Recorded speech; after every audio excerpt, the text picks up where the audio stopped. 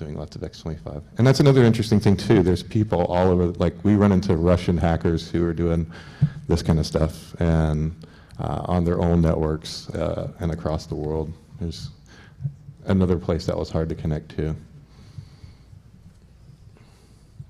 And Digipack, this is a corporate, this is actually a private network owned by Quest. So there are actually X25 networks in America, believe it or not. And then I think we're almost done with this video.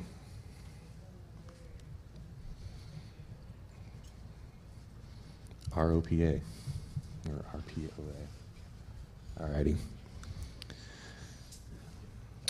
So, finding this stuff. Yeah, absolutely.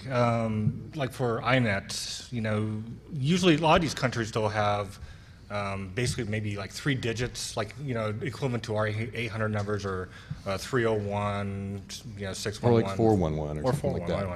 411, to call into the their packet network, their X25 network. And, you know, 3-digit dialing doesn't work for international calls. So we were having to look for, well, a direct dial into their network. So for India, for example, essentially went to their phone directory. Now India, I don't know if I have an internet connection here, or I do, but well, you can go to that website up there, and you can actually drill down all the way down to their city, and you can type in modem, and it'll show it'll search and tell you where they are. You know, you type in, you know, dial-up, it'll show everything that has a dial-up notation in their phone directory. And a lot of this stuff, really kind of amazing. Right, actually it was kind of funny. I mean, you go to a place and search for modem, and it just gives you all the dial-ups. That's awesome. So a lot of times you can just search for, you know, key terms, you know, dial-up modem X.28 pad, or X28, Russia. And then a lot of times you can find these, or you'll find other hacking groups like getting together and talking about it and giving the numbers to each other. So you can find hundreds of them. And it really helps to use the localized version of it because it gives the preference to whatever language that you're trying to explore.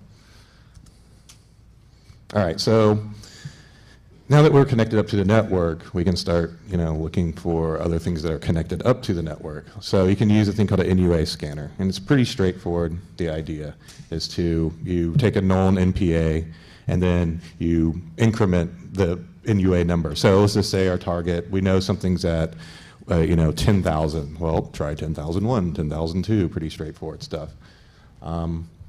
And also to research what's been done out there. You know, back in the 80s, we wrote a lot of e-zines. A lot of text files are out there, and all that information is feasibly still valid. Like DateXP.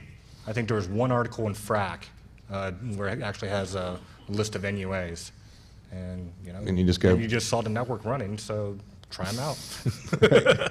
And you'd be very surprised. Absolutely. And the thing to remember about NUIs is, or NUIs allow you to make, it's just sort of like a calling card, essentially. You know, you log in, you're actually going to pay for that call.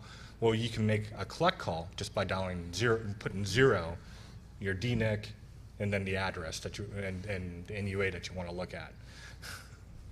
So it actually works amazing, like a lot like the phone system. There is a situation where when you're calling another computer system via NUA, they have to accept the charges for that call. And some places actually will say, well, they refuse the call altogether. Then you know right away there's something there, but it wants me to log in, and I don't really have a login, so I guess I won't be seeing what kind of legacy gear is on that. So. Yeah, and then like for DataPack, every place has a topology.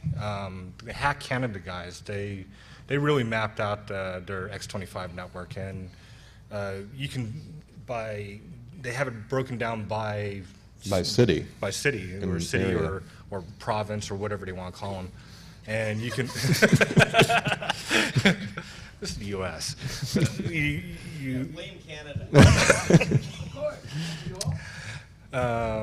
Essentially, you just you would look at, you can say that, well, anything that's inside of these particular first 3 range, digits, right?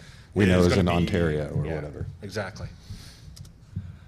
And then the Oh, the scanner. Yeah. And this is like, we're such dorks that we actually write software to scan these networks, and this is one of our pieces of software. And this is doing that one in Germany. Oh, it takes forever to connect, remember? Just skip to the middle. Yeah. There you go. That's what it looks like. All right, well here, there you go. Skipping. It goes really fast. And unfortunately, this network, if you enter 4 invalid NUAs, it disconnects you. Some networks you can connect up to, and they'll just let you stay on indefinitely, like the Russian network, which I actually meant to put a video in here for. But as you can see, it's just trying to connect to when it dropped me off. But it just goes through sequentially looking for valid systems and whatnot. I think it's the end. We'll Yeah. just keep on going over, but it does it so fast. I mean, it's not like Especially it's not like if War Island. you can remain connected for any length of time, like the Russian network, you can connect up and you can stay on for 12 hours if you want, scanning their network, and they typically won't drop you. And then you'll just find weird little interesting things. Yeah, it should just So, connect. as you can see, it just kind of gets blurry. Yeah. Oh. Die War video. Oh, yeah. All right, so what else can you do? That was, so we've done some X25 stuff that's, fairly interesting. So what else can you do here? Can anybody guess what is going on here? This is something traditionally 80s, but this is software that I've written. Oh my God, very good. So, you have this VoIP connection. You can make extremely cheap calls to anywhere in the world. You kind of get where this is going. Oh, and you see, I added the CNAME lookup. I really like that feature. Anyway, that's not about this talk. But anyways, so you Shameless can plug. Yeah, shameless plug for my own software. So this is a piece of software called iWar that I wrote a few years ago, and it does a lot of the same features that ToneLoc and all that, which are awesome. So you got all this VoIP connection. You can do tons of cheap calls. I marked that as a sex line for some reason, but it's all fake numbers. Just go on to the. Yeah, it's right there. Here, I'll let you take it. Why is this advantageous? Well, essentially you have all these VoIP providers, and we're talking for a lot. You slap down maybe 10 pound or 10. Well, we're paying in euros. Yeah, what was to say, for 10 Europeans? bucks, Say 20 bucks. 10 bucks, 20 bucks, and you can call a lot of these places for for months on that 10 or 20 bucks. And usually a lot of these places will even have a list of countries, like 20, 30 countries that you can call for free. I mean, there's certain For restrictions certain to it. landlines, usually, yeah. Yeah, certain restrictions to it. It has to be landlines. You can only call, or you can only be connected to them 300 minutes every week. So you Yeah, space but out a you're, little bit. well, yeah. So, And then but these are places around the world. I mean, use VoIP. Why not? It's cheap. We're talking like fractions of a penny, even if you call someplace like Iran, which isn't on anybody's friendly list. yeah. Well, maybe North Korea, but who But- knows? I think a big thing too here is that you don't have to use American VoIP providers. There's tons of ones in Europe that, like for instance, as he was pointing out, Iran. We decided we want to dial Iran a lot, and we didn't want to go through an American company for some mysterious reason. So we decided to use European providers that wouldn't, be as hostile to us. Supervision. Oh, so whenever you're calling a lot of these places, you say you get a busy signal or you get an error message, sit, tone, whatever. If the call isn't completed, meaning somebody on the other end didn't pick it up, you're not being charged for it anyway.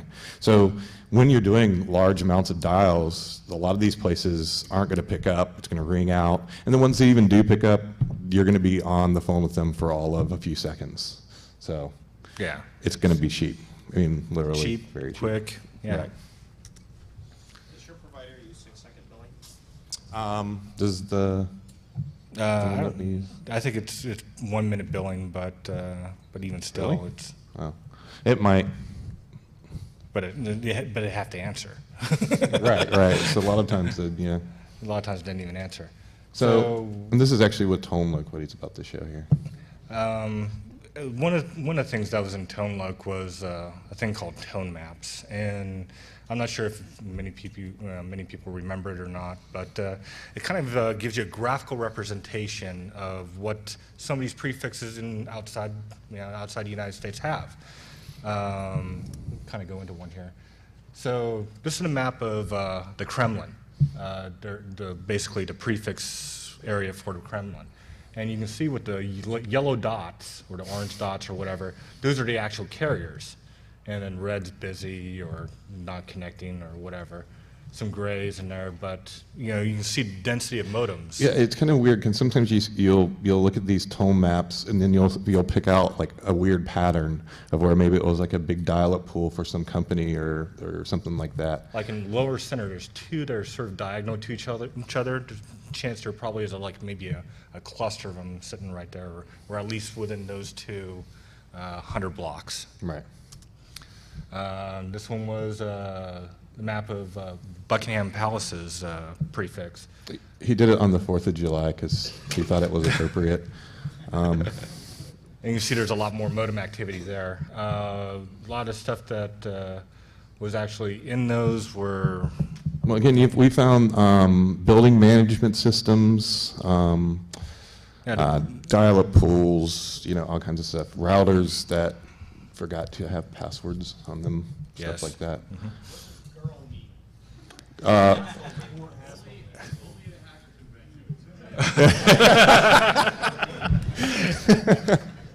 I'm not sure. You'll have to ask Mucho Mas. Right. I like the the asshole one. That's when somebody picked or yelling man. Yeah, the government of Hong Kong, and you can see where there's just a straight row of them, Right. And a lot of those were accent terminal servers through those strips. I think I found one in there that was like a secure fax. That's that how it was weird. identified itself. It was an encrypted fax thingy. That was weird. Yeah, But yeah, it was something like that. Zimbabwe.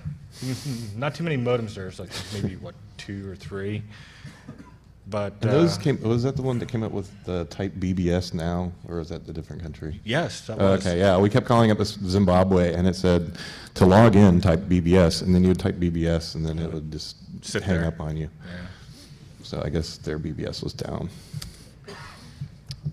And here's Iran. As you can see, it's Pretty right. empty. I think the case in a lot of countries that don't use Roman alphabet, Roman-based alphabet, is that they don't have the character set for it. So a lot of these probably I have don't think fax that's the machines. case, but- And carrier's a carrier. You can always have fun with carriers.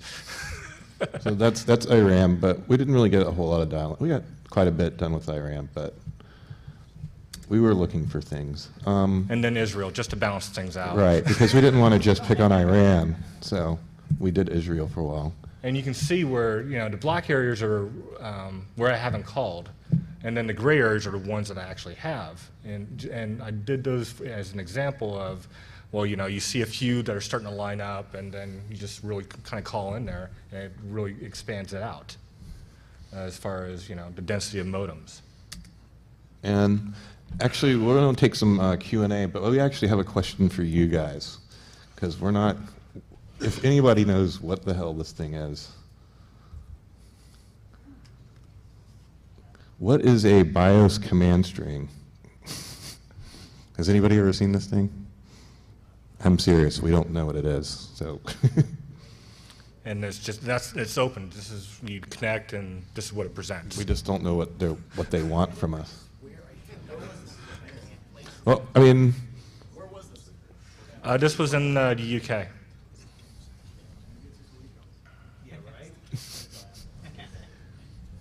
see, and that's one of the fun things too. You find all these obscure things. Like we couldn't even find on freaking Google very much about this damn thing. So, yeah, global thermonuclear war. Yeah. Anyways, we're open for any kind of Q&A and any questions if you have any.